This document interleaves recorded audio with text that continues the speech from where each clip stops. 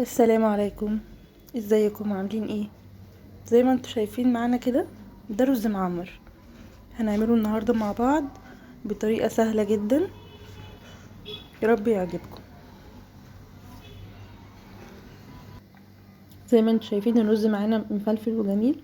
تعالوا بقى نشوف الخطوات مع بعض ونشوف هنعمله ازاي. معايا قشطه بلدي 4 معالق، كوبايه سكر، معايا لبن بلدي، كوبايه رز، وزبده صفرا. هجيب عندي معلقه سمنه، هدهن البايركس معلقه سمنه، هضيف عليها كوبايه الرز المغسول.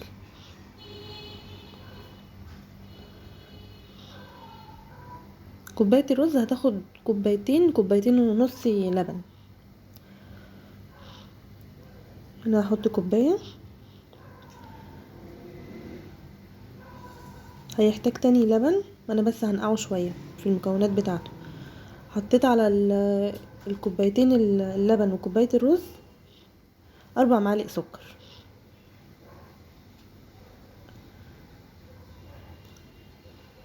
انا هنا ضفت معلقتين بس، هضيف معلقتين تاني على حسب الرغبه. انتوا بتدوقوا السكر بتاعكم وتشوفوا محتاجين ايه.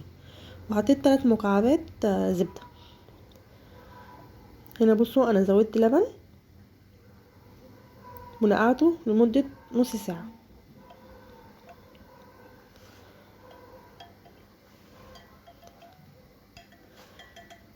عايزين تزودوا ميه زودوا برضو، مش شرط يكون لبن بس انا بحب اعمله باللبن عشان يدي الوش الجميل الكريمي ده. بعد ما نقعته بقى نص ساعه هضيف له القشطه. برضو القشطه حسب الرغبه، بس كل ما تحطوا قشطه كل ما يكون طعمه غني وجميل. انا حطيت القشطه كلها بصراحه، حطيت ربع كيلو قشطه.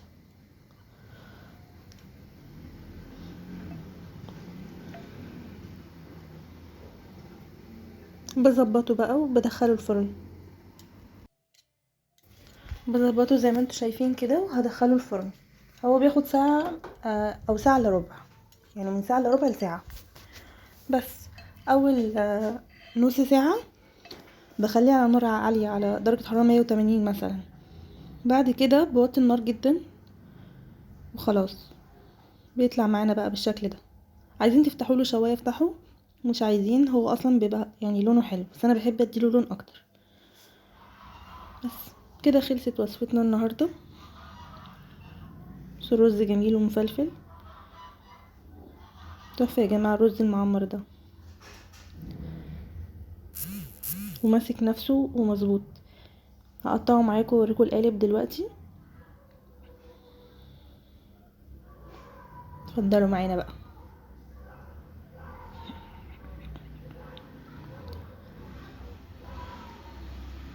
هنا بعد ما هدي شويه قطعته. بصوا جميل تحفه بصراحه.